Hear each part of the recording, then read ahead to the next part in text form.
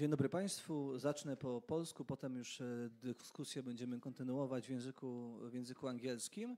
Dzisiaj w gronie zacnych ekspertów zebraliśmy się, żeby rozmawiać o Unii Europejskiej.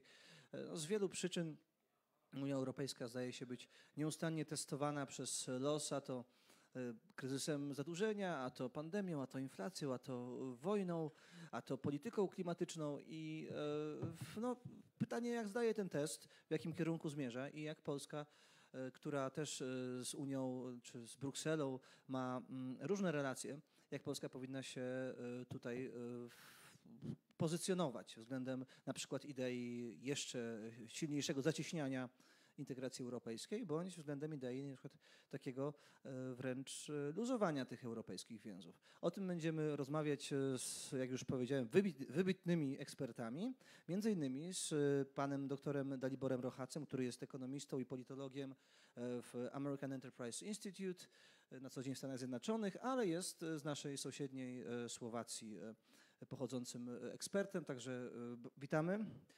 Rozumiem trochę po polsku, natomiast potem będziemy rozmawiać po angielsku mimo wszystko. A jest z nami też Marek Tatała, ekonomista, dyrektor zarządzający Fundacji Wolności Gospodarczej. Witaj Marku. Jest z nami po mojej prawej stronie Rafał Ziemkiewicz, nie trzeba przedstawiać, publicysta przede wszystkim, ale autor też oczywiście książek wielu i faktu, i literatury pięknej. Jest z nami dr Maciej Bukowski, ekonomista, prezes Wizy Europa. Dzień dobry. Oraz Rafał Trzeciakowski, ekonomista, można powiedzieć niezależny, chociaż zafiliowany z Towarzystwem Ekonomistów Polskich. Także witam Was raz jeszcze, witam wszystkich Państwa.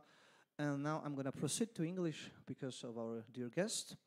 And I'm going to start with my guest because he is an author of a book on in which he presented a very interesting concept of how Europe could evolve or should evolve in the future in order to avoid the current problems that it is constantly facing. And I will not talk more. I would rather my guest speak on it. Please give us a glimpse of your idea of how European Union could look like, should look like. Dziękuję bardzo, Sebastian. It's a real pleasure to be in Poland. I mean, it does feel like coming home in many ways. I mean, I was born and brought up in Slovakia, and I was brought to classical liberal free market ideas partly through my experience of living through the fall of communism and the transition as a kid. And I mean, it's always such a pleasure to be here and sometimes even run into old heroes of mine like Professor Balcerowicz and to see friends who are also committed to classical liberal ideas. So I have a book which just came out. I'm told that it has just come from the printers and there is a hard copy somewhere. I don't have it here, unfortunately. It's called Governing the EU in an Age of Division. And just to give you a flavor of it, I mean, the idea is very simple. I mean, the idea is that I mean, the EU and European institutions are at their best when they accommodate European diversity and the complex, unwieldy nature of what it means to be European, rather than when they try to impose one-size-fits-all solutions in situations where there is real disagreement and real differences. Maybe to start off on a historic note, I don't think it is a coincidence that the European continent has never been politically centralized, right?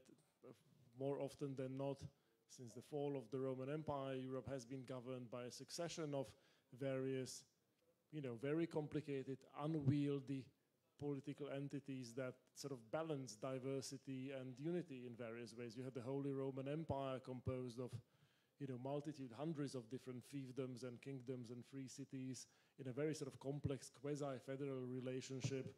I mean, you had the Polish-Lithuanian Republic, which was, complicated in its own ways, used, the principle of unanimity, which we also see in the European Council today. So it's a very different continent from the sort of continental empires you see in China and elsewhere throughout history. And I think it's worth stressing that that diversity has both an upside and a downside. The downside is that Europeans have very often waged war against each other and have very often seen conflicts.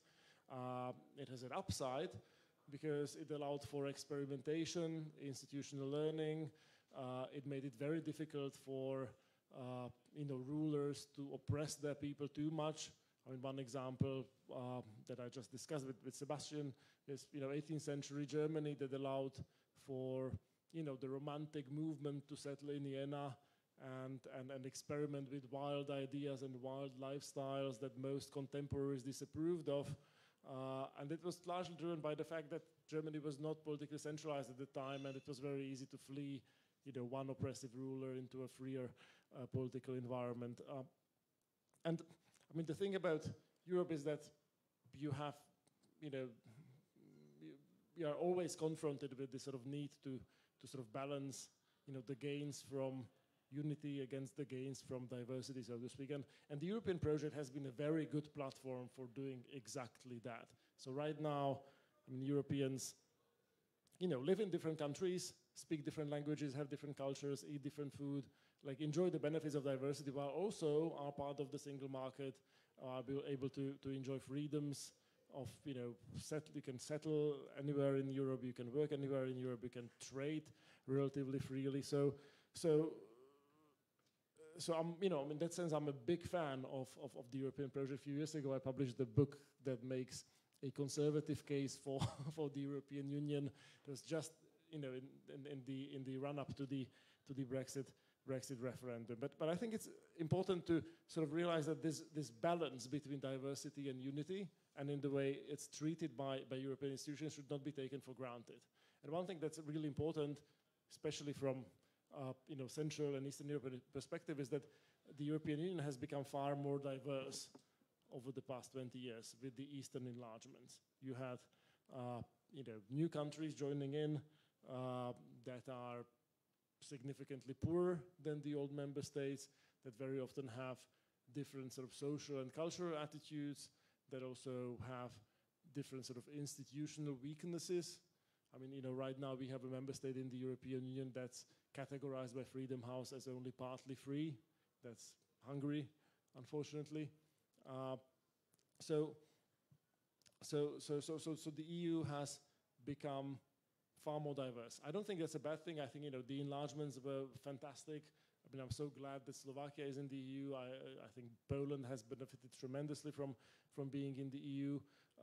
There are some people like Ivan Krastev who sort of paint a sort of more pessimistic picture of the enlargements and what he calls politics of imitation that was involved in bringing Eastern European countries into the EU. I don't buy that view. I think overall it's a fantastic story of success, but it's also true that the EU is more diverse as a result, and I think that acts as a real constraint on how deep integration can go. And I know there is a debate among political scientists who study the EU who would say, well, it hasn't really slowed down the speed of policy making, and new legislation is being produced, etc., etc. But I think at a fundamental level, it is simply the case that there are things that would have been possible between the 6 founding members that are just not possible at EU 27. And there was also an underlying assumption in the European project that more cooperation and more integration would always lead to more integration down the road, as we start to cooperate in one area that creates trust and sort of sets incentives that foster sort of deeper integration in other areas. And that sort of tacitly assumes that the sort of more integration and more cooperation is always desirable. And first of all, I don't think that assumption is necessarily justified, but also empirically, it's not exactly how the project has evolved, right? So the euro was introduced in the hope that the other prerequisites for a successful monetary union would emerge later on by sheer force of necessity. Well, it hasn't exactly happened even during the Eurozone crisis. The integration of labor markets hasn't led to policy coordination in areas around social safety nets, etc., etc. So I, in the book, I sort of say, maybe it's time to sort of take a step back and just accept Europe as it is, rather than try to sort of push it in this sort of militarist, centralist direction, because we are not going to get very far by doing that. So just to explain very shortly what is to be done instead. It's really about sort of reconciling the ambitions that the integration project has, and the sort of tools that are available at its disposal. Classical liberals tend to agree that federal structure like the EU should be producing public goods where there are large international sort of cross-border externalities, and should leave other stuff to sort of lower levels of government. But there is also another important variable, which is basically the homogeneity of preferences over what kinds of public goods should be produced. We might all agree that it might be desirable for the EU to acquire what sometimes is called strategic autonomy and project power on the world stage. But the European nations continue to disagree how exactly that power should be projected. The French and the Poles have very different views of what are the main threats to Europe's security, for example. And that, I think, sort of, constrains how much the EU can do.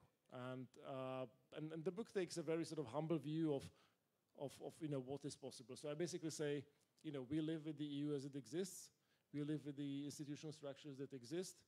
And within those constraints imposed by the treaties, one helpful way forward would be to rely increasingly on coalitions of the willing that want to do things together, rather than always rely primarily on the so-called community method, where we try to get to solutions at EU 27. And it's partly was already happening. So, one of the biggest sort of most important responses to the Eurozone crisis was the creation of the European Stability Mechanism, which is a intergovernmental thing based on a treaty that exists outside of sort of the scope of European law between, a subset of EU member states. The Lisbon Treaty provides for something called enhanced cooperation, which allows coalitions of countries to basically pursue common policies in areas that are part of the shared competencies between the EU and member states. And it's been done in areas from patents to even the sort of security cooperation under PESCO is primarily led by governments, not by sort of European institutions, and not by trying to have a sort of single European policy. And I would venture to argue that that's okay. Like we should sort of become comfortable with the EU as a sort of not as a monolithic entity where everybody does everything together, but as a nexus of different integration projects that can encompass slightly different coalitions of member states. Where you can even have non-members participating in some aspects of the integration project. In fact, I was heartened to hear the President of the European Commission in her State of the Union address, where she said that Ukraine should be able to join the single market as soon as possible, without necessarily being member of the European Union first. So it's partly where the EU, I think, is headed, and I think we should strive for a political culture that's comfortable with that. If we are going to sort of work constructively within the EU, rather than have this habit of mind that sort of calls for common solutions at EU 27 as the default. I mean, it's not a terribly original idea, but I think it's one that's sort of worth reflecting on, and that thus can provide a way out of what seems to be constant sort of deadlock and acrimony that we see at the European level. It's one that also sort of reduces this sort of existential nature of these European crises, where we think that when one area of policymaking is affected, the whole project is at stake and the whole thing might implode. Like if we sort of realize that, oh, actually, like it's different things, and it's perhaps okay if a country X does not participate in this or that, and others can still go ahead and do things. that might be a constructive way forward. So Dalibor, I'll wrap up my introductory remarks. I'm sorry if I went over, and I commend my new book, which is outrageously expensive, by the way, to your attention. It's expensive, but it makes a wonderful Christmas gift. And if you want, I might send you the PDF for free. Thank you very much. What's interesting also, and you didn't say it, that your forecast for a scenario in which Brussels won't listen to you is that European Union institutions will be they will be still there. European Union will still exist, but becoming more and more obsolete. Nobody will listen to it. Nobody will comply with its policies, and then it will become anachronistic with time and totally non-important. That is one of the scenarios that you consider plausible if nothing changes, right? I think that's a possibility. So I was never terribly sort of convinced by the idea that some of these EU's crises would result in a complete unraveling of the project, with countries rushing to the exits and the whole thing sort of implodes. I mean, we see examples of international institutions that basically become irrelevant, right? I mean, and yet they still sit there. There is UN Economic Commission for Western Europe in Geneva. Nobody really knows what the point is anymore, but it employs people and it produces white papers, but it doesn't really affect day-to-day policymaking. And I think we see warning signs in the EU of countries, applying EU law, selectively and with caveats, and especially when it comes to areas that pertain to what I see really as the beating heart of the European project, the four freedoms. I think that's very sort of corrosive and dangerous. Thank you. And I'd like to ask my panelists to answer quite shortly about how they envision the future of Europe, given nothing changes. So given this idea of ever closer union is winning, because it is still winning. At least it's been winning in such a context as policy or climate policies, for example. So if nothing changes, if the union will be more integrated, or if the Brussels will want union to get more integrated in the future, what awaits this entity? What awaits Europe? And let's start with maybe Rafał Ziemkiewicz. I guess strange impression. I'm the only one here who's not an economist or researcher, just a simple journalist. So let me start from an old joke. It's a Jewish joke. Some Jewish woman whose husband is gone is asking wise rabbi, will my husband go back to me? And the rabbi is reading his books and said, yes, he'll back. Let's go pay for my advice to my doorman, my marshal. And the marshal said, no, woman, I cannot accept your money because the rabbi is wrong. Your husband never will back to you. How can you know? You are just the rabbi is so holy man, so wise. You are just some servant, and here is talking. The rabbi is wrong. Yes, because rabbi was looking into the wise books, and I am looking on you. What is about this joke? As a journalist, I have no knowledge comparable about the mechanism, about the process in European Union. But in my opinion, the decisive thing is this human factor on two levels, on ups and down. On the top of European Union, this organization brought a really quite huge social class of such a professional Europeans, Eurocrats, just, let's say. People who are very, very specific. This whole European Byzantium, there's really awfully expensive institutions, absurdly high pensions for Euro Parliament members, for people in the European Commission. It was everything was to pull out the elites from the member countries and to create such a new nationality of bureaucrats. And it succeeds. But these people are not able, in my opinion, to make any important decision and any bold decision. The only wisdom is just like former European Union, former Soviet Union.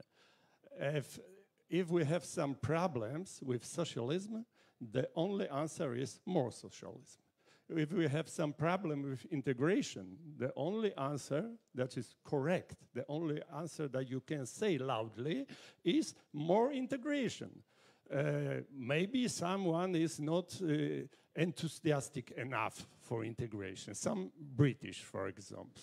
Let them go out from the European Union and it will be okay. Poles are not enthusiastic enough. So maybe we should make us a first speed union and a second one speed union. Problem is this vehicle of European Union is, of course, it is on the wrong track. And in this book, which is by Mr. Rohac, I pronounce good your name? Oh, yeah. Okay, thanks. Living in America, okay. myself as Rohac most of the time. Sorry. So Mr. Rohac book is a really wise book, and it's really good book. But he tried to show them how to change this wrong track for the good one. The problem is in this car, there's no back gear, there's no any checks, and in my opinion, that's a decisive thing. There is no driver who is ready to change anything. It's such a, psychological mechanism. People are just gapping one for another and saying, and nobody have goods enough to say the king is naked, the king is nude. That is, in my opinion, the crucial thing in the whole situation. Thank you very much. But you didn't answer actually my question, which was what will happen to European Union if it will be like that still in the future? I mean, what's the fate of this entity? As short as I can. First of all, is the Eurocrats miss two things: unity and homogeneity. And what they are trying to do is to make unified and homogeneous state, European state. If you want to unify some subjects into one state, I see two ways. Let's call it Swiss and Yugoslavia. The first thing is a free trade, it's free economy, and you need a long time to make it not by natural way unified. Yugoslavian way is to create a central government, giving the power of redistribution, and trying to do it quickly. It must, and this is the way that Brussels, that Eurocrats are still trying to do in this moment. I think the only result must be the same that in former Yugoslavia. Because, in a redistribution, everybody thinks that I pay for anyone else. I remember from my youth, everybody was, why we are so poor in Poland? Because everything is stolen by Russians. And if you meet Russian, he said, why we are so poor? Because we have to pay for these lazy Poles, Czechs, and Slavian, and Bulgarian, and other. And it works everywhere. it works like that. People in Yugoslavia were absolutely convinced that Serbians are stealing their money, their fruits of their works.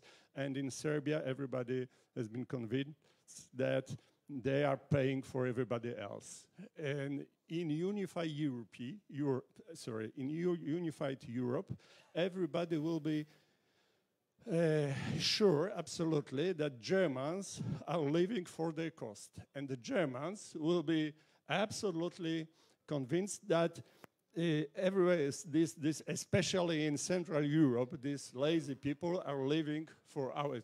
You can see it now, in this moment. And the result must be only one. It must, in my opinion, is going to the epic catastrophe.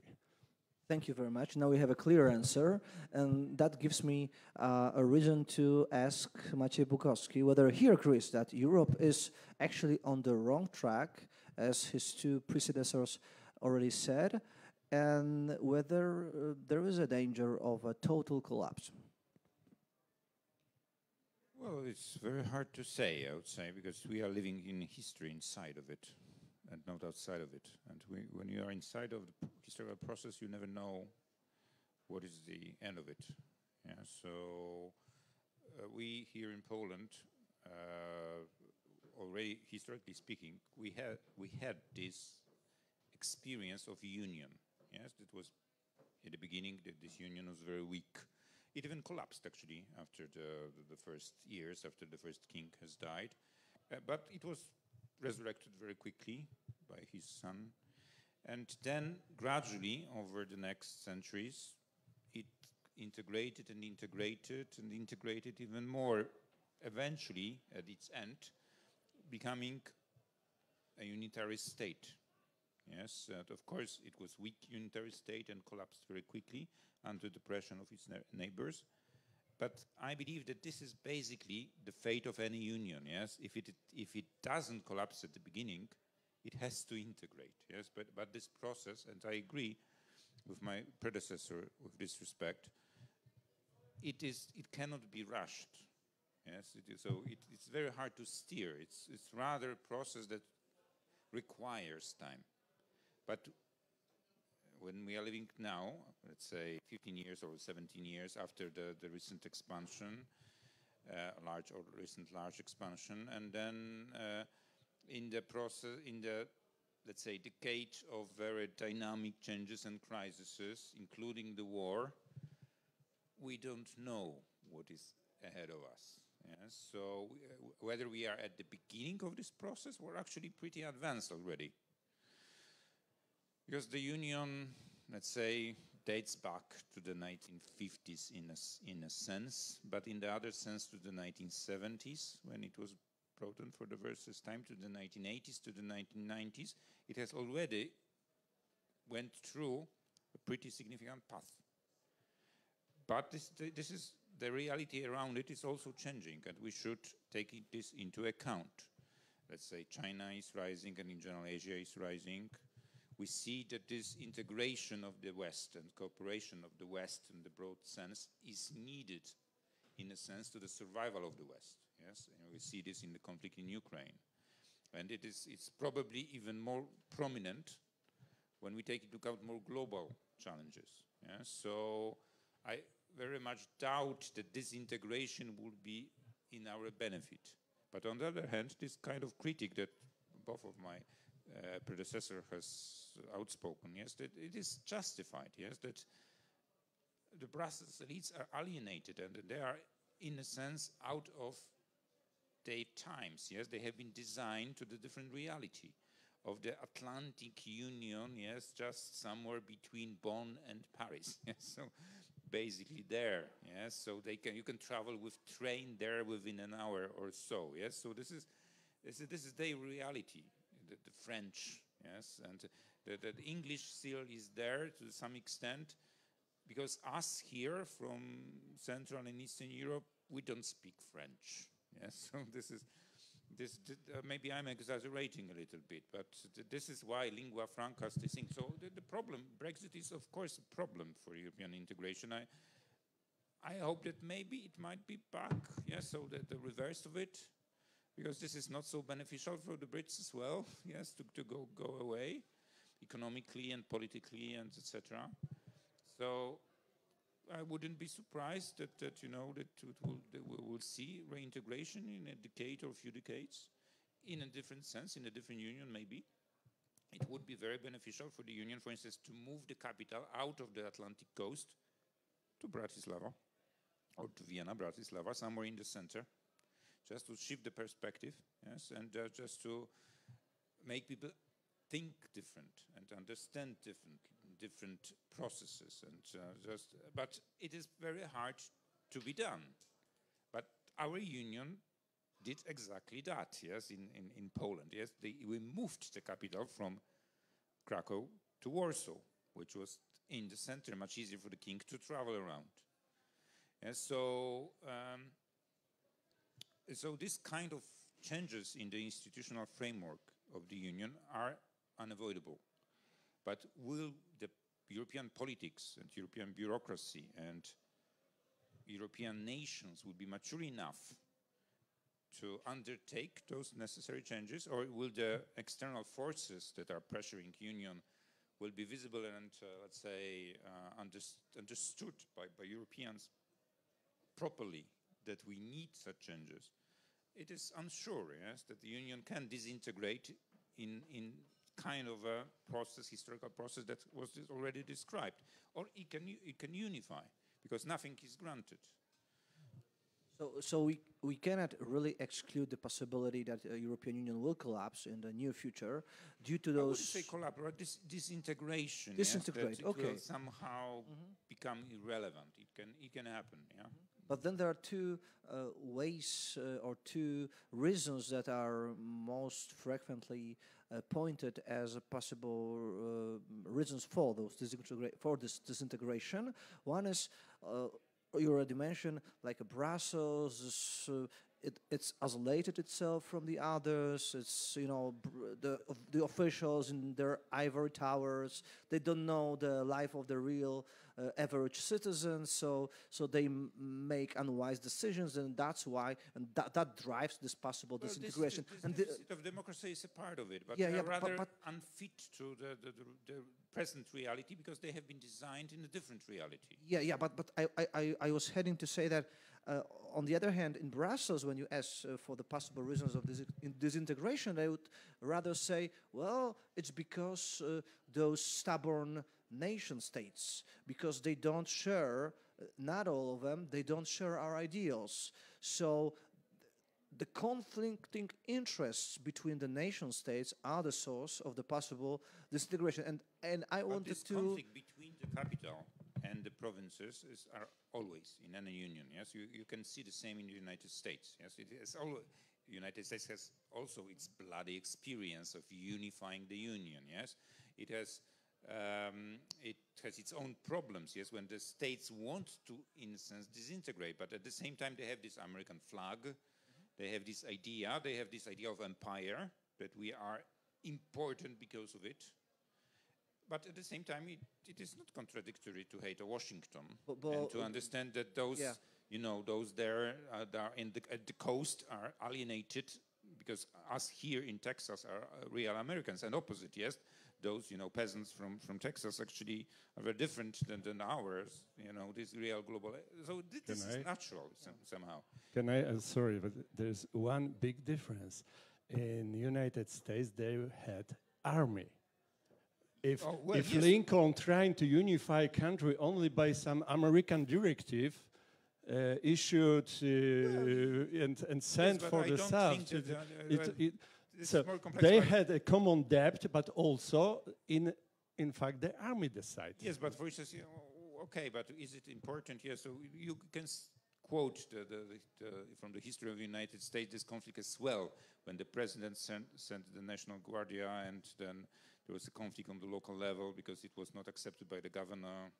So, well, these conflicts are there inbuilt, yes, with the complex legislation, with, all the burdens that are coming with not fully integrated union, yes. So this creates problems as well, yes. But nobody is discussing this integration of America, or maybe, but Americans are really, I'm wrong.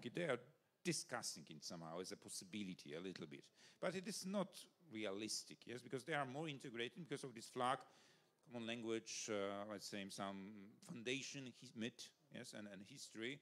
We do not have it, yes, or not fully have it, because we are not empire, which was conquered by someone and then kept, but we are a union, which is voluntary union, which promises something, but it is weak. Yes, but because it is weak because it is a union, and it is not yet, it hasn't gone through this process as Polish First Republic did. Yes, and in this context, process of gradual integration. And in this context, precisely, I'd like to ask you, because Mr. Rohac, he suggests that the conflicts of interest between the nation states and between the nation states and the Brussels are inherent, and they are nowhere to. They will stay. There is no way to overcome it. And what he suggests is embracing this reality. So, and the dominant philosophy in Brussels is, yes, so if there are conflicts, let's overcome those conflicts. Let's convince Poles to be more like us, for example, and we have tools to do it. Yes, I agree with general diagnosis. This is, I believe that you cannot hasten the process. Yes, we have to wait, yes, and therefore you have to accept the diversity to some extent, and you cannot steer it too much from the center, especially if the center is not there where it should be. Yes, that's my claim, that the capital is in the wrong place, because it is too much Atlantic Europe, whereas Union has already shifted. Yes, it has already shifted. It shouldn't be somewhere, let's say, it's more focused on Central and Eastern Europe or whatever, but it shouldn't be that much focused on Atlantic Europe. Therefore, we need a new center and new idea for Europe as well. But it is probably unrealistic to claim that it will happen very soon. So we should find some other solutions, more pragmatic solutions. Yes, but you can see also integration processes. As the euro is an example of such an integration process. Actually, you know, countries are accessing to euro. Yes, there are skeptics, yes, like Poles, at least for now, I would say. But the rest are actually gradually, one by one, entering as in Central Europe, yes. So you will see maybe it will collapse, but you will say, even there are talks in Czechia to join the Union. You can see the same in Hungary, even, in this black horse, yeah, so. And you see Bulgaria, you see, of course, the Baltic already came. And so, who knows, yes, who knows? All right, and that actually smoothly directs me to Mr. Marek Tatawa, because he's been very active in pro-Euro advocacy lately.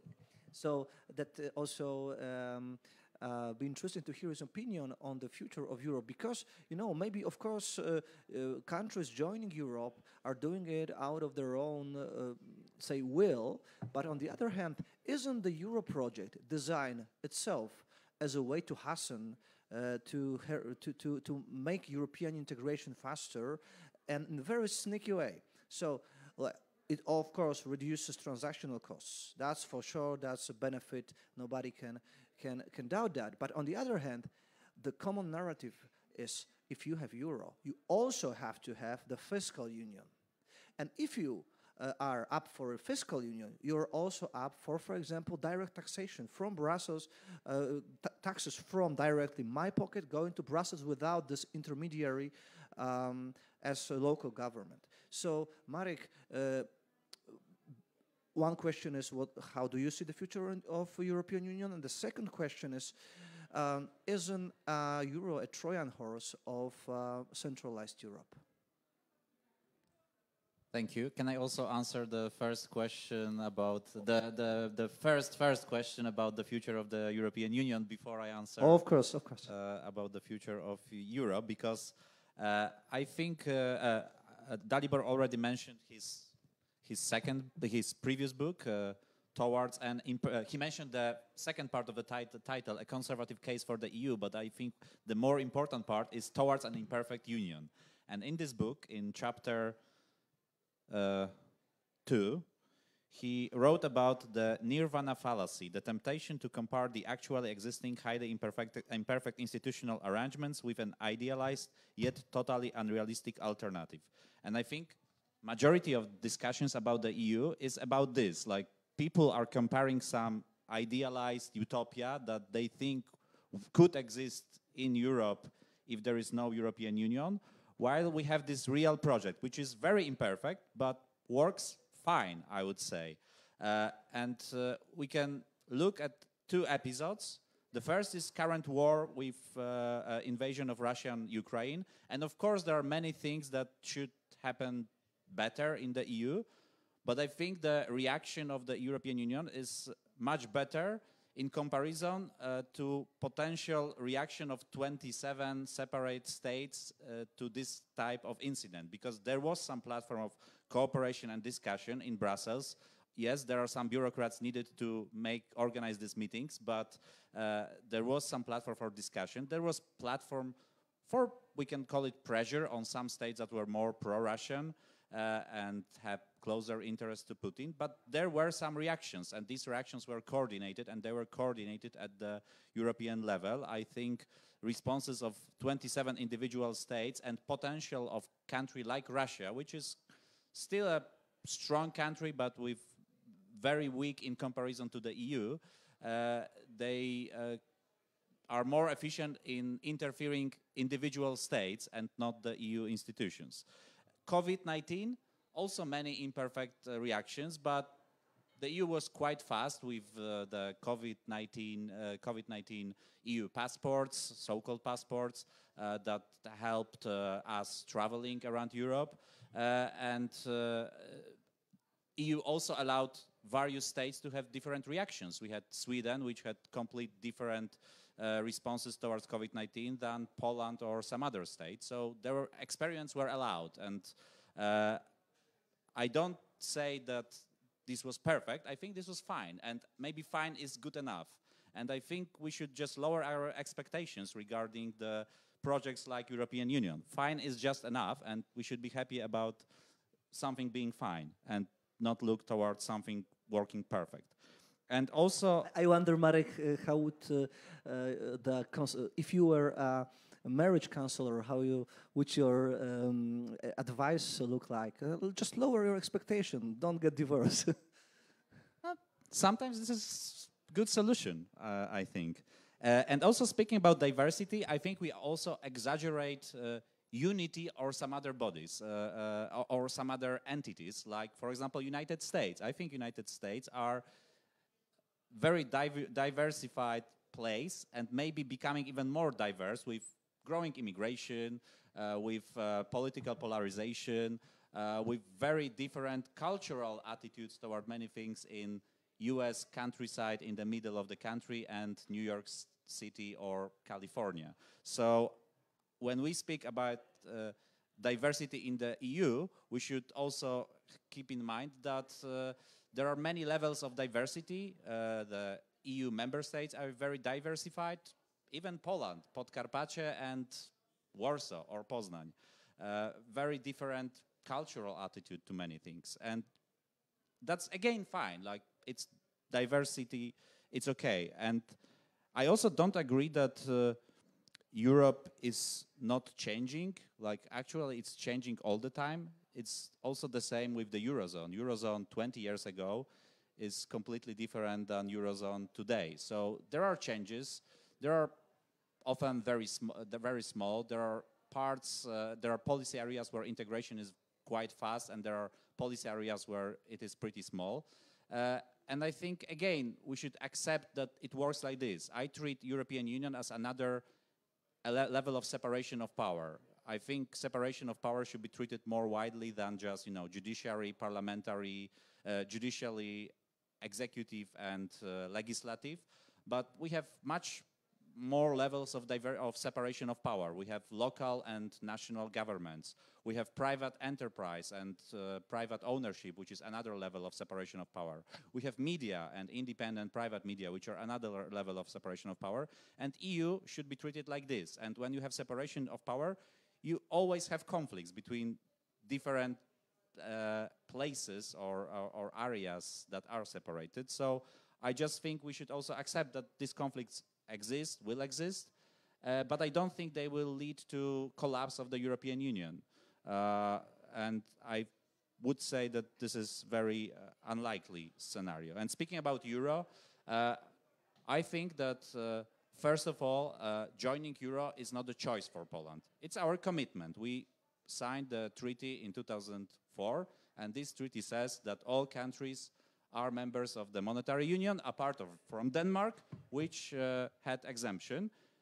In fact, Denmark is much closer to Eurozone than, for example, Sweden or some other countries, because it is in ERM mechanism, and it has very, basically the Central Bank of Denmark is copying all decisions of European Central Bank. So, so this is first. This is the commitment. Second, I think more countries will join the Eurozone. Croatia is joining. Bulgaria will join 2027 probably. I think Romania will join before Poland. There is discussion in Czech Republic, maybe not as active as in some other countries, but I heard during weekend Czech politicians speaking about 2030 for Czech Republic. So everyone will join, and then there is a risk of two types of decision-making processes. First, decisions will be done by Eurozone countries, and then the others will just come and accept what was discussed by Eurozone members. So if we want to be in the first seat, if we want to sit in the table with decision makers, we should be in the Eurozone. And third, I think Eurozone is a great opportunity for Poland.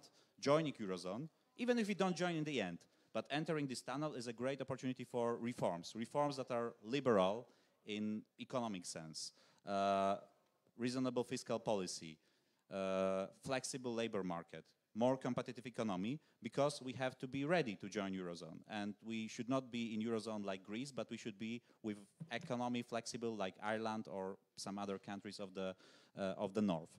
And I also don't think that Eurozone is doomed and it will collapse soon. Like, there are many times where people were saying Eurozone is collapsing already, and it didn't happen. So I think it will survive another crisis. The cost of collapse of the EU and the cost of collapse of the Eurozone is just too big for many people, including business, and I think there will be many people willing to defend these institutions, not necessarily because of some European values, but because it is a positive sum game from the economic perspective. Thank you very much. Since three of us are economists by profession, and because you're a political scientist, right? Or you are also trained economist? Trained as an economist, did my PhD in the end in political economy. Okay. But it was, so again, four of mostly us are economists by profession, and I like Rafał to answer the question on economic and EDU, because, well, from my perspective, of course, all those political discussions are very important and interesting, but in the end, what matters for the average voter is his wallet. So, can our membership in EU in the future enrich us as persons in those very fundamental way, financial, material way? Will our growth, Polish economic growth, will be faster if we are being more and more integrated with the European Union, or maybe if we will be, like right now, a bit away from the concept, just on the verge of being within the European Union? So what is your idea here? Yes, but if you let me, I'll go back to this no problem. Question of the conflict between Brussels and the rest of the European Union, because to some extent this conflict is really a feature, not a bug, because if we go back to James Buchanan, the Nobel Prize winning economist, who was also a liberal and wrote on economic constitutions, he used to draw a graph, like a graph where there would be a power division between a state and a federal government, and he would argue that the most freedom to the individual, to the citizens, to the companies in the union would be granted when this when there is conflict between the federal government and the state government, and it's more or less equalized. So right now, the European institutions spend about 1% of European GDP compared to member states that spend about 40 to 50% of GDP. So even if this federal structure in Brussels grows a little, that's not necessarily a problem because it will be a greater counterweight to the member states, and perhaps the citizens will benefit. But you have to admit that a lot of the spending on a national level is caused by the rules that are implemented by Brussels. I mean, you have to adhere to some policies which are not financed by Brussels, but you have to do it. Climate policies, I don't know, social policies too. So. Sure, there are some doubts. There are things that could be improved. A lot of European law is right now created in Brussels, and there is a question about how much democratic oversight directly should be given to that. But that's really not for an economist to answer, perhaps. I'm not so much interested in the European Union in the political institutions as much as the single market, the thing that you talked about that makes us actually richer, because Maciek traced the European political institutions to, say, 1950s or 60s, 70s, but I think that we could trace the ideas of the economic integration in Europe to 1920s, 1930s, meaning when after the First World War and the collapse of European empires, there were a lot of economists who planned for interstate federations in Europe, and many of them were Austrian economists like Robbins or Mises or Hayek, who have seen in federal Europe an answer to the growing protectionist tendencies of the old and the new nation states, that they looked for a way to restore the free flow of goods and people and capital between borders. And this is to a large extent really what the European Union is. We have the four freedoms of moving goods and services and people and capital across borders. We have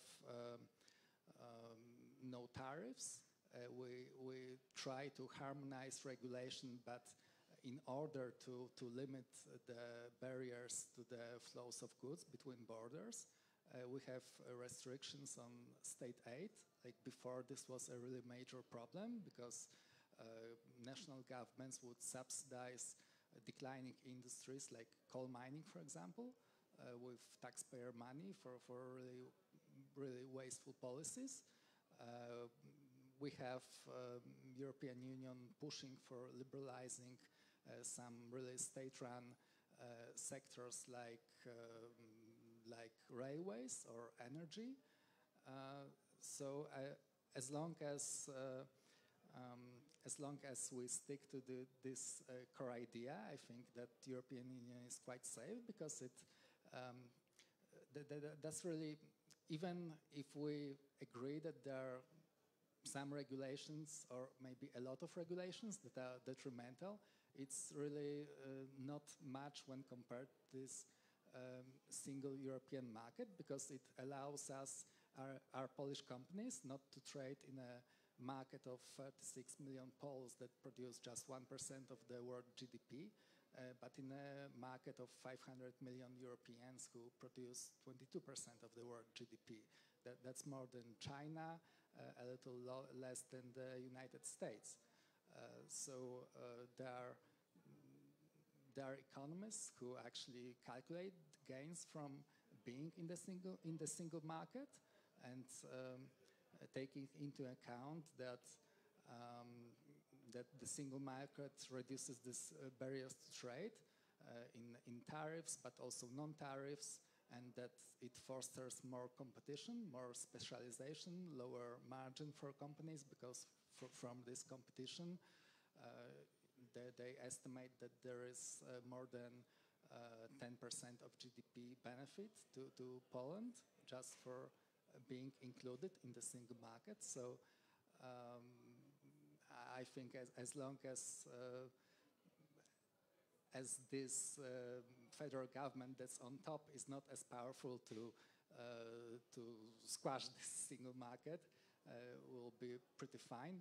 But Rafał, maybe what you are talking should be summarized by "this was then," and you are not talking about what's going on right now. You said that we created a single market, and that's true. But then what's going on right now is a reversal. You have a lot of directives that are actually trying to implement one-size-fits-all solutions in terms, for example, of minimum wage. Let's take transportation market as an example here, right? And it acts actually against the idea of liberal market, because it wants to equalize some rules that are contextual. So you have a minimum wage in Poland because of the conditions of economic conditions that are here in Poland. That doesn't necessarily would fit minimum wage in France or Germany. And what Europe does, it wants to unify it all. And this is just one example. Other thing, it's like the external trade. Yes, within Europe we have a single market still, of course. But then we have a climate policies that push Europe into thinking of implementing this carbon tax from imported goods, right? How come is that a free market ideal? It is not. How come Europe is still, implementing this huge redistribution program known as a common agricultural policy? Is it liberal? It is not.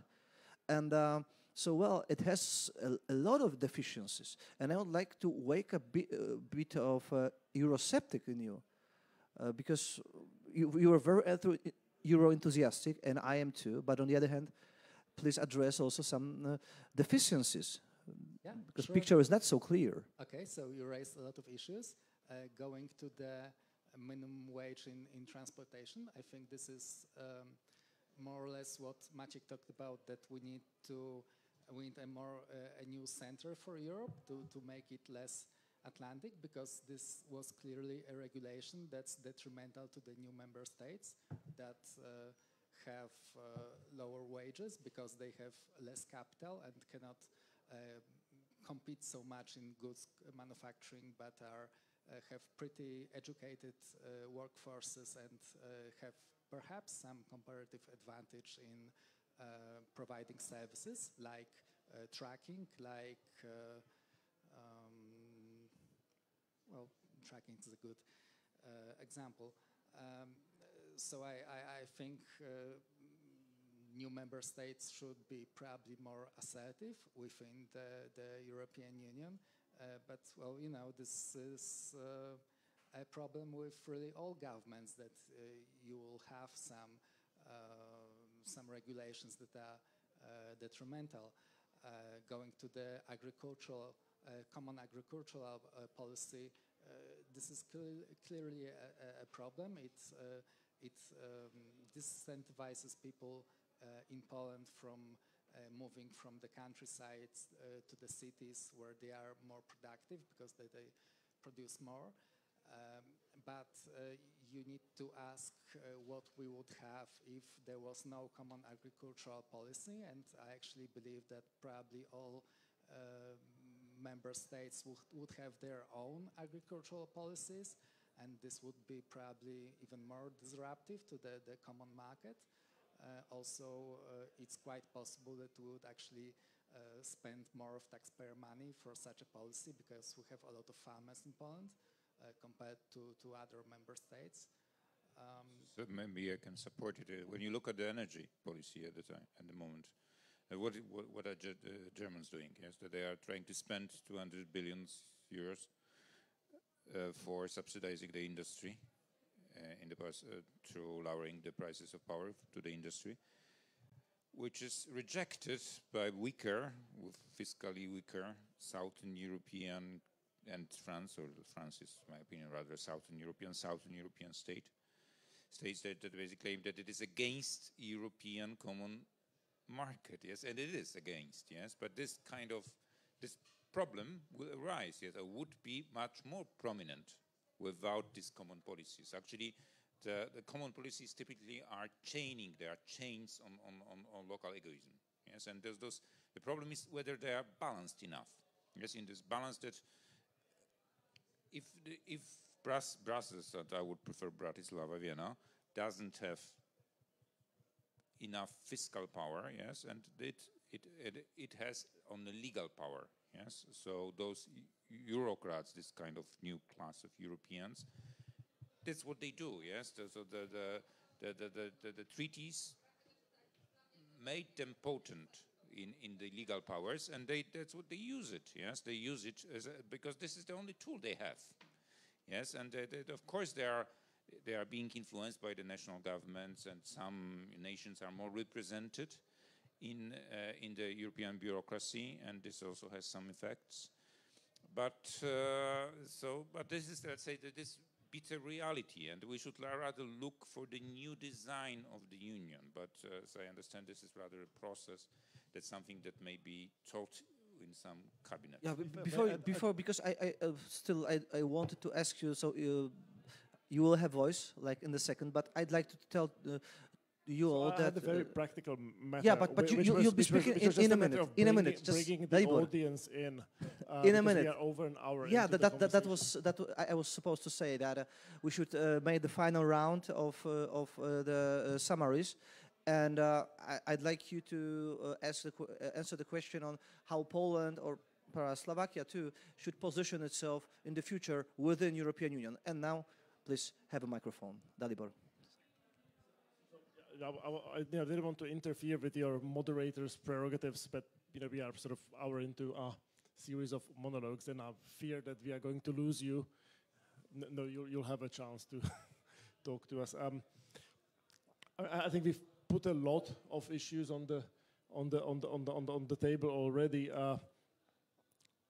and one thing that struck me in this conversation was that there's always this tendency on the sort of in the Eurosceptic circles to, I think, elevate and exaggerate the power of the Brussels bureaucracy, and particularly when people make sort of establish parallels between the European project and the United States. I mean, there is one fundamental difference between the two, which is that, I mean, the EU is still primarily driven by national governments. I mean, you have to get legislation through the European Council in a way you don't in the United States. I mean, Senate in a way is quasi, sort of state-based entity, but I mean, those are not state governors; those are senators elected in separate elections, and obviously the sort of standard for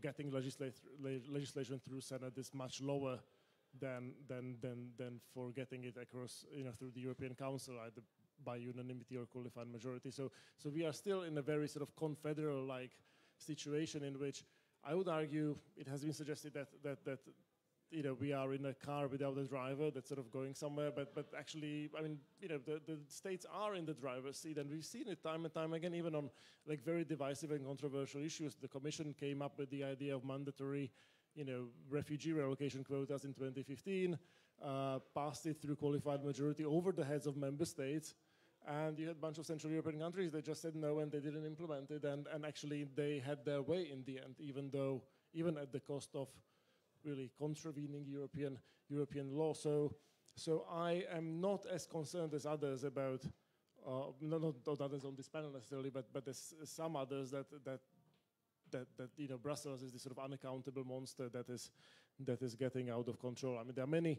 things that are flawed about the construction, but again, as Marek said, and I'm glad he's quoting me on this, I mean, that's part of the human condition. Immanuel Kant, right, famously said, "Nothing straight has been made out of the crooked timber of humanity." And I mean, it's part of the European condition. Like, this is a big, complicated, unwieldy continent. When people say they don't like the European Union, I think there's another Jewish anecdote. how is your wife compared to what? Well, if you don't like the EU, think about, what the relevant counterfactual is. Like, the French wouldn't be a more free market nation if they were not under the yoke of European institutions. Quite the contrary. And again, just one minor point to sort of add to this idea of national governments being in driver's seat within the EU. I think it's also true when it comes to things that sort of free market advocates and classical liberals care about the most. When you think about what drives prosperity, I mean, yes, the single market helps, but when you think about why is Europe growing so slowly relative to some other parts of the world, I think it's very fair to say that the problem is not Brussels, but it's almost invariably national policies. If you think about why government spending is so high, it's not because Brussels mandates governments to spend so much. It's again national policies and sort of domestic political economy, and we can think about how to change that and whether it can be changed at all. But I mean the fact of the matter is that you have actually some very sort of flexible economies on some metrics within the EU, and you have some very inflexible economies within the EU. I mean, the Brits got out of the EU, yet I don't think they improved their sort of growth issue at all, because actually their growth issue is driven by domestic policy. It's their inability to build on land. Is there because of government regulation? It's because their secondary education system is complicated. Brussels was not holding them back from fixing those issues, and I think that's just worth keeping in the back of our minds. I'm sorry I didn't answer your question, but we'll get to that.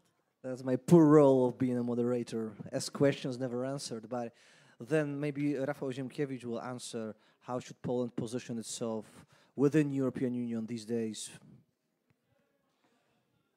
That's problem is, as I can see, yourselves, you are very optimistic about the European Union. And maybe it won't be perfect, but good enough, and it will work.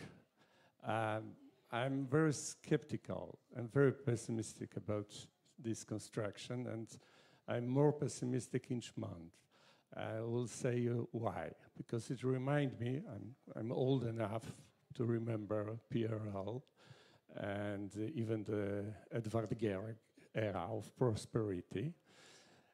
Probably nobody remembers something that was called the Plan Wisła, the Vistula River National Plan.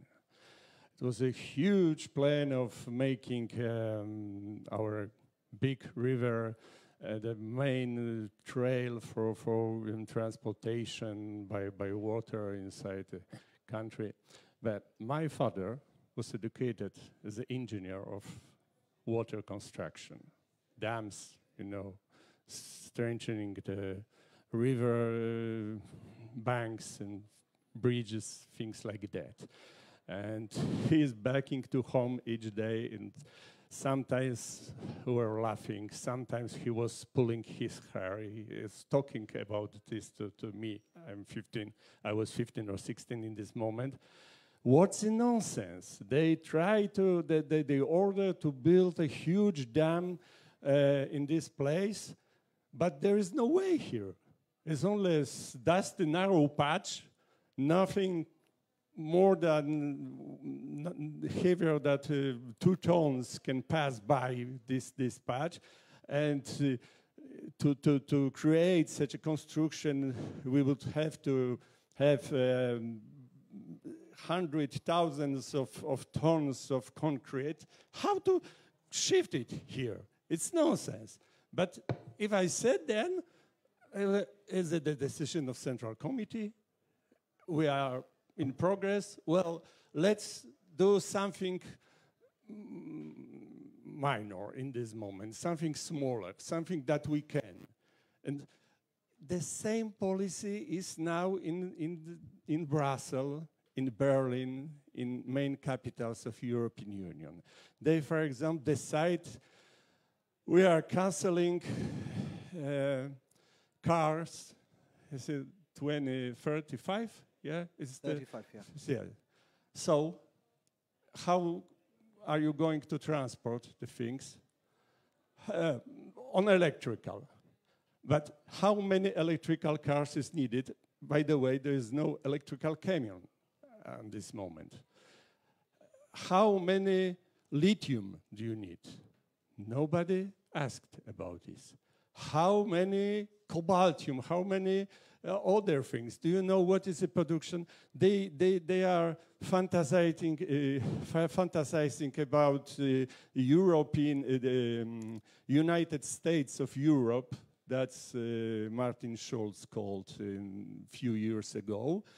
But they are not thinking about the level of living must dramatically step down after all these changes that they are projecting. So there is no common sense in all of this, because these people are not great people who, you know, why Ms.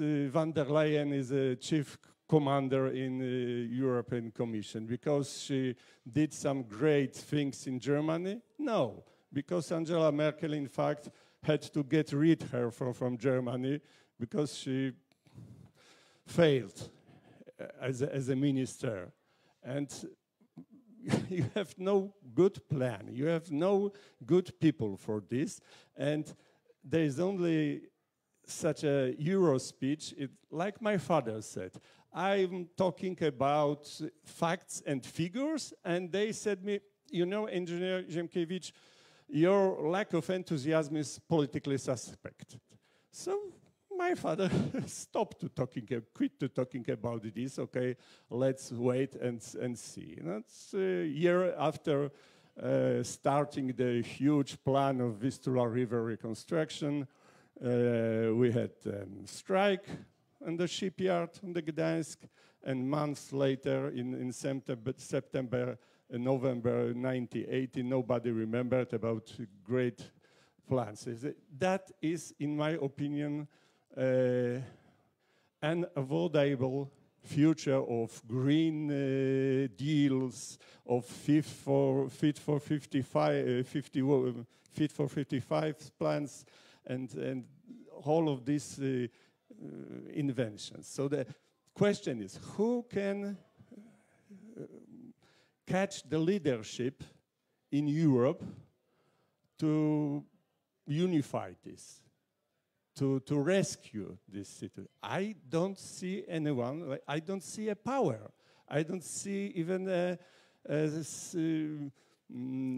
people in parties and no. I see no hope for European Union. Press. Thank you. So, what is the position of Poland? The position of Poland is stay as long as it's profitable for us and be ready to get out. Okay, thank you very much. Then Marek Tatała, probably a different perspective on that.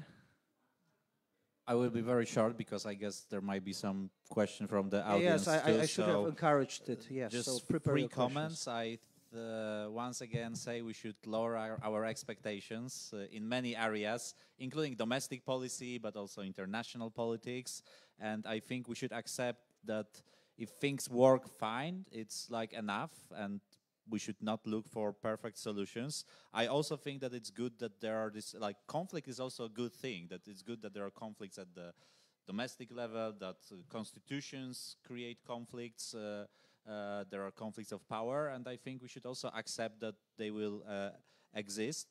On the other hand, we should be more active. I think we are wasting a lot of time, and I'm speaking about the Polish government, fighting the stupid issue of defending Minister of Justice so-called justice system reforms in Poland, and we should use all of this time to fight with minimum wage or some other things that really harm our economy. On the other hand, I cannot imagine this uniform minimum wage means probably higher minimum wage for Poland. So it will require Polish government to go in front of the people and say, no, we don't want higher minimum. Higher minimum wage is bad thing, not good thing. But they are saying for many years that higher minimum wage is a good thing. So I see a huge problem. And also, I think when you do the list of, let's say, top 50 worst policies in Poland, I am quite sure 90% are domestic policies. It's the same with Brexit, with things that caused Brexit, like healthcare in UK, domestic problem, not solved after Brexit. Housing problem, zoning, things like this, not solved after Brexit, still huge issue in UK. Many other issues that were presented as justification to leave Union in Britain were 100% or 90% domestic issue for UK. And I think the worst policies, like maybe a lot of law is created in Brussels, but the worst law is created in Warsaw, in Paris, in Berlin, in London, and we should be aware of it. A lot of this law that is imposed on Poland, then local politicians are adding a lot of stuff to it. It's called gold plating, and then blame EU for many issues. But we should be sure, we should like what we can do as active citizens is to make sure that in Poland and other countries the legislation is EU plus 0 and not EU plus 100 other rules that are not required by Brussels. Thank you very much. Now, Rafał and Maciek, also please speak shortly, because maybe there are some people wanting to ask questions. Okay, so I think I came through as super optimistic about the EU, but yeah, I do have my doubts, but especially about the digital regulation. I think, for example, GDPR is wasteful. I think that ideas to regulate digital companies that are American are really protectionist. Well, I'm also quite skeptical about the Polish national government. That's what like liberals see like problems in pretty much every government. So I have a lot of people often have the urge to make fun of the over-regulation in the EU, like the same as Britons do and the Swiss do.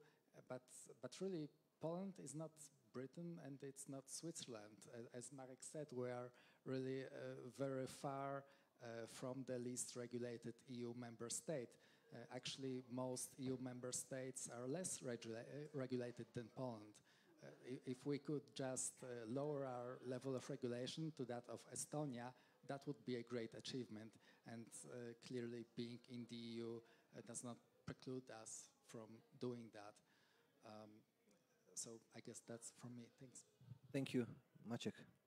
Well, yes, I also just adding a little bit of stone to this pile, to the same pile. I would agree that there are examples of overregulation in the EU, and the digital law is much better example than the energy power law and whatever is connected to the climate change. But the energy market was actually benefited in terms of competitiveness and competition with European integration and common regulation.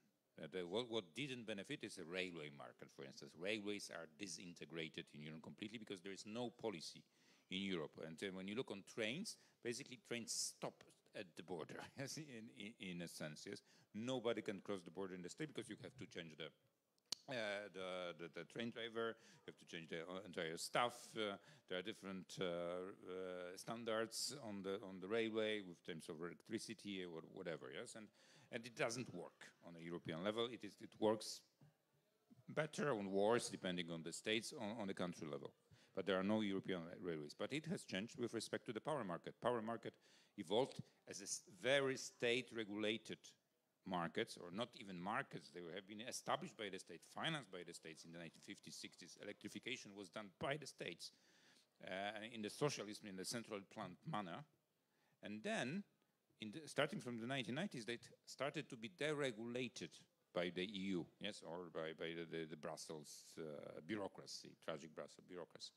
And now when we see this regulation that was mentioned about the cars, I personally think that this internal combustion engine, I believe that this is irrelevant, completely irrelevant, because when you look on the companies, what the companies are planning, you know, like Volkswagen or whatever you mentioned, company, they are basically planning ahead of it. They want to decarbonize their fleet and want to full electricity much before that, not because of the Brussels steering. Yes, they do it because they see Tesla, they see Chinese BYD, and they understand they will be left out of the market. And this is the only reason. The same with autonomous driving. Yeah? So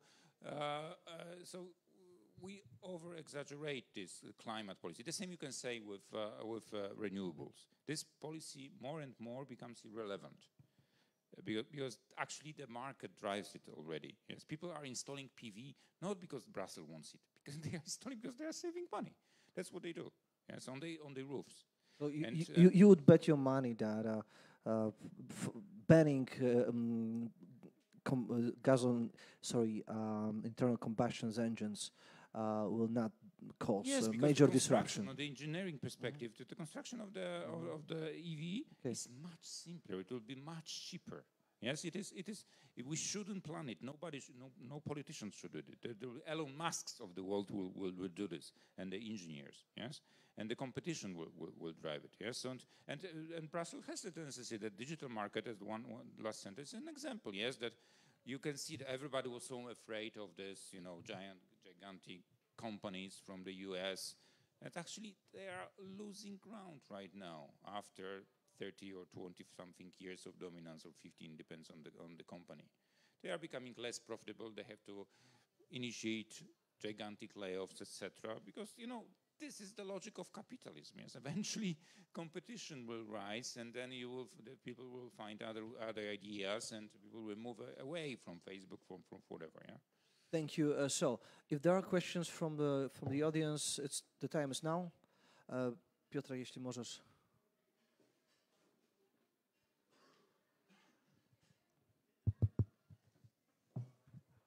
Good evening. I have two questions. One for our guest from Slovakia. Could you judge the condition of Slovakian economy before and after implementing the euro currency?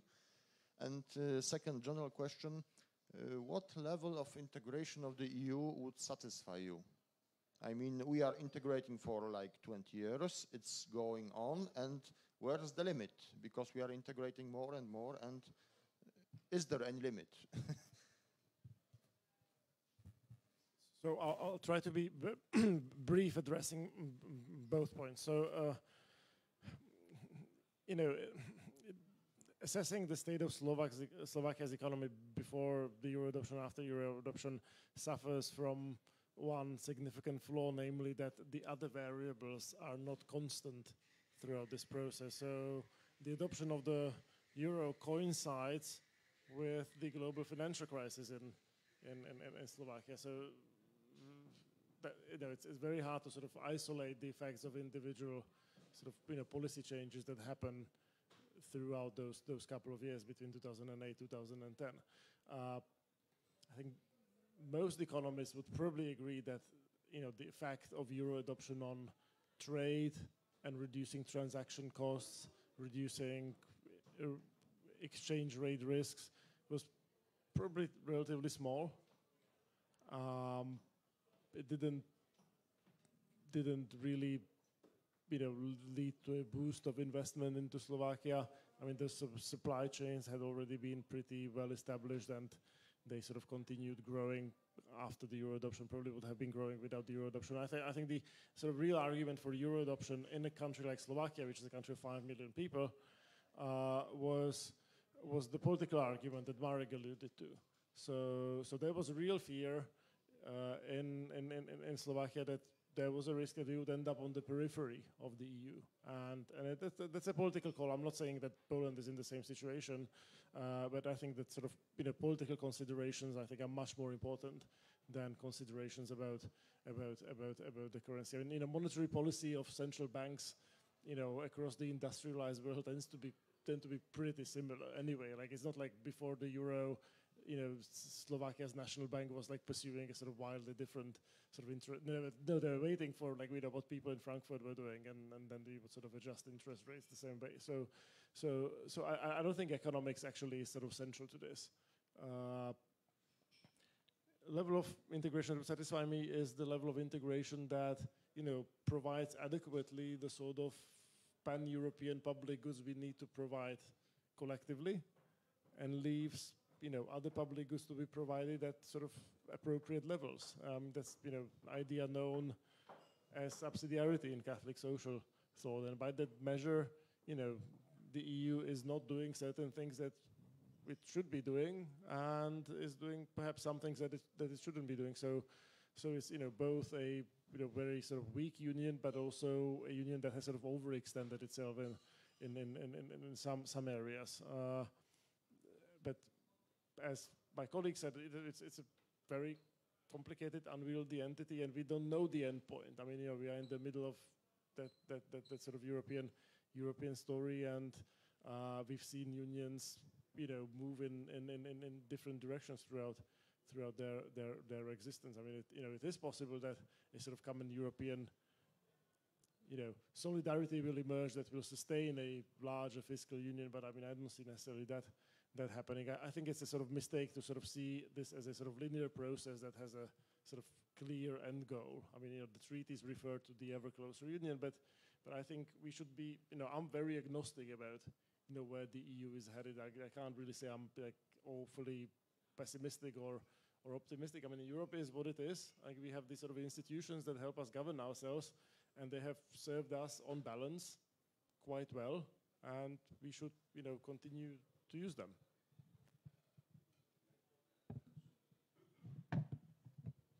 You have asked about level of integration. The crucial thing, in my opinion, is it's not a matter of level of integration, but the way of integration.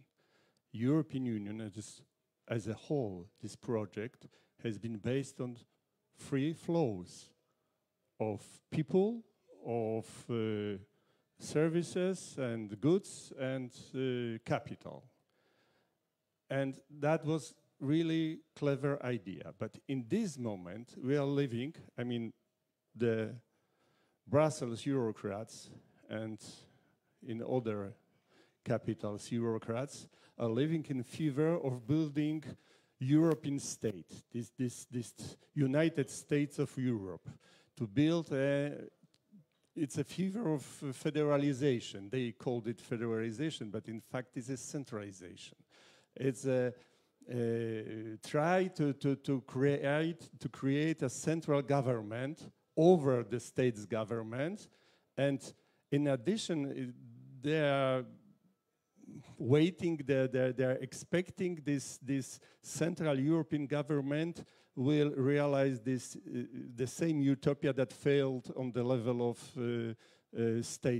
national states. In my opinion, it's insane. It will bring us into great balkanization of Europe, because the nations didn't vanish and won't vanish in Europe. And the national interest won't vanish. They will be still in contradiction. So I'm afraid we are on the track of leading to some riots, the tides of really serious problem. And I see no leadership to change it, to get back on the right way to the to the union of free flows from this insane way of building European states, central socialist European states. Thank you very much. Any more questions from anybody? All right. Oh, one question, right? So, Piotrek, podasz?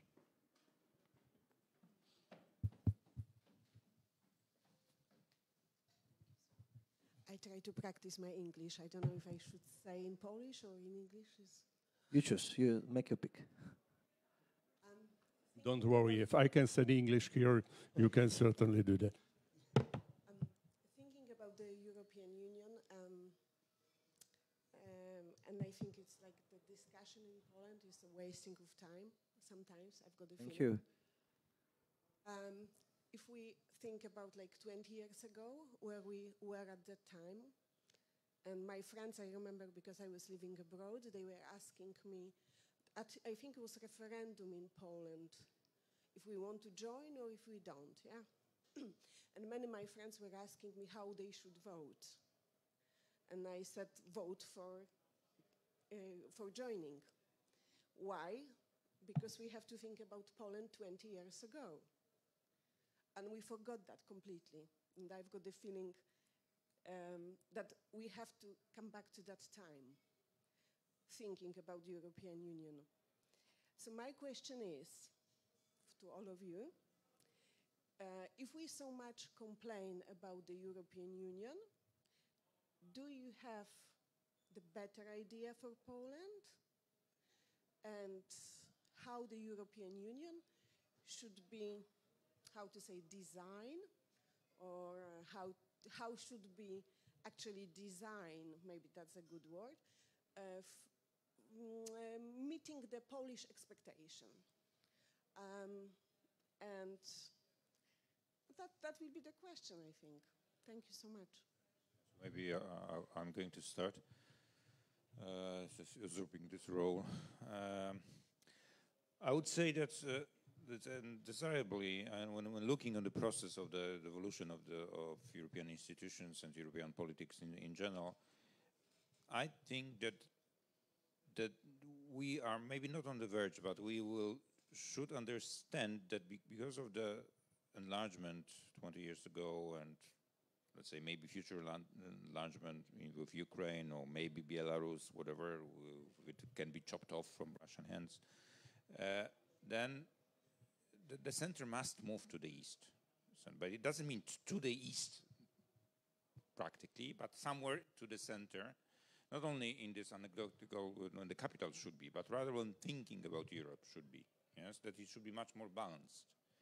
And it means that probably for time being it must be weaker. Yes, these ambitions of transforming confederation to federation with maybe an idea of the centralized state. Why not? Yes, so that maybe that might be, this presumption may be right. Yes, somebody may be thinking about it as well.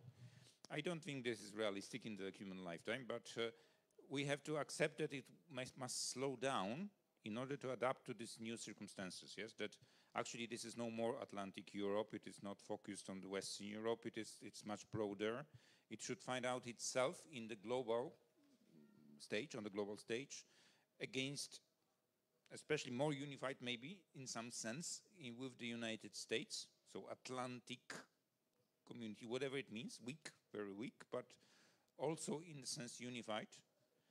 And because we are part of the global processes as well as Europe, and without unification, we are left irrelevant. Yes, so some form of unification must be here. Yes, and so I'm skeptical with some of the process, but a Euro enthusiastic with the others. Yes, so I don't think that this grim picture that was painted by Mr. Rafał Ziemkiewicz is right, is justified. I don't see it as like that. It is rather a human process with many imperfections that we'll have to adjust. I mean, we may fail, yes, so we will, whatever it means, we can disintegrate because we fail, but we may not, yes, because this is a struggle between different capitals, struggle between the province and the center. But the focus is shifting because the reality also is enforcing politicians to change their mind and their attitude. Yes? So we can see that this rise, economic rise, political rise of Central and Eastern Europe, especially with enlargement, diminishing role of Russia, rise of the danger of China, etc., will shift the center of the Union anyway. Yes, because the capitals in the France becoming less relevant than it used to be. It is not, let's say, well understood yet in Paris, maybe. It is not yet accepted, of course, yes, because it's hard to accept such a thing. But the role of Germany is also changing globally. And Germany must understand that its force is through Europe and not through Germany. It cannot, as a single player, act anymore. And the position and it also goes through its more cooperation with Central and Eastern Europe, because these are when the interest and we have to understand as well that our position is that Europe is not our generous mother who was going to give us money for doing nothing for always. Yes, it's rather. And we have to grow up in a sense, and this is also derived with some responsibilities. Yes, we will have to change our position and understand, contribute more.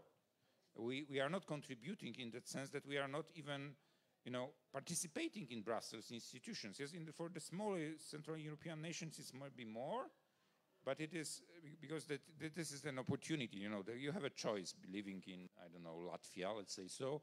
Then you can work for Latvian government and then go to Brussels and earn a lot more. Whereas in Poland, you have always this option from the private sector, which is very rich and complex, and not so many Poles are actually going to Brussels to work there. And it makes much weaker the bureaucracy in Latvia, but strengthens the presence of Latvian in Brussels, where Polish presence is very weak in Brussels because nobody goes there. We can say, because if you are not satisfied as a public official here working in the Polish bureaucracy, you simply go to the private sector. That's what you do in Warsaw. Yeah? So maybe this is what I'm explaining, but we have to learn this. We have to understand how to strengthen our presence in Brussels, or hopefully in Vienna, Bratislava. Polish politics as well, certain generations of politicians are redundant with their thinking as well. But it doesn't mean if they are redundant, to some extent, they don't have some of their own right as well. This is like Trump. Trump in the United States, many mistakes and stupid in many areas, etc. But actually also has some rights and actually hears something and actually puts something into the basket as well of the United States and global politics. The same can be said about Kaczynski in Poland. Yeah, and it is a complex issue. Yes, it is a struggle, and that's what and the process. Okay, thank you, Dalibor. Awfully rude now, but I will have to go. Yeah, I was about to say that we have to finish. And I don't want to if the audience is still interested, and if you are keen to debate, I'm pretty sure we're gonna talk about that much more in the future. But a debate that lasts over an hour and a half, that's pretty fair debate. Thank you very much for the discussion. Thank you very much for being here. I dziękuję również Państwu, którzy nas oglądali. Ta debata będzie przetłumaczona na język polski i zamieszczona ponownie na naszych social mediach, przede wszystkim na YouTubie, więc proszę obserwować. Dziękuję.